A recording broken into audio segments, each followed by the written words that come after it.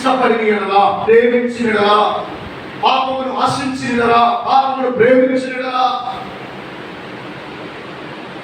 దేవుడు చాలా ప్రార్థన వినడు.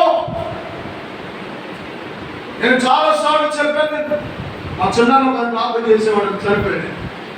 ఆయన ప్రార్థనలు ఖచ్చితంగా ఒక మాట దేవుడితో అడిగేవాడు, ప్రభువా నా పాపము క్షమించు. ఎప్పుడు ప్రార్థన తెలుసా? మారు మనసు పొందినప్పుడు కాదు, మారు మనసు పొంది రక్షణ పొంది బాప్తిసం పొంది ప్రభువును తీసుకుంటున్న వ్యక్తి, ప్రతి ఆదివారం దేవుని మందిరానికి వెళ్తున్న వ్యక్తి ప్రతి రోజు చేసే ప్రార్థనలో ఈ పదం మర్చిపోయేవాడు కాదు. దేవునికి స్తోత్రం, హల్లెలూయా. ఏం క్షమించమన్నాడు? నా పాపమును క్షమించు. దాన్ని ఆశపడకుండా, దాన్ని ప్రేమించకుండా, ఎప్పుడైతే నీ హృదయంలో నుండి పాపమును తీసివేసుకుంటావో, ఎప్పుడైతే నీ హృదయంలో పాపమును నిర్లక్ష్యపరుస్తావో, అప్పుడు ప్రభు గారు కింద పదం తిరిగి వచ్చినాడు. ఆయన నీ మనవి చెప్పండి ఏం చేస్తాడు? ఆలోచిస్తాడు. నీ ప్రార్థన వింటాడు.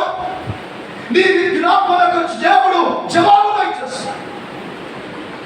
తర్వాత చెప్పాను కదా, పాపము హృదయంలో పెట్టుకొని పాపము చేస్తున్న దావీదట ఉపవాసముని తెల్లాడు ప్రార్థన చేసింది. 14వ అధ్యాయము 2వ సమూయేలు గ్రంథం మీరు చదవండి.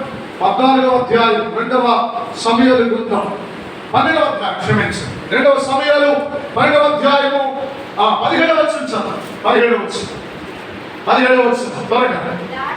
దావీదు ఉపవాసం ఉండి లోపలికి వెళ్ళి రాత్రి అంతా నేల మీద ఉండి ఆయన పుట్టిన బిడ్డ కొరకు ఏం చేశాడట? అతడు బ్రతకడం కొరకు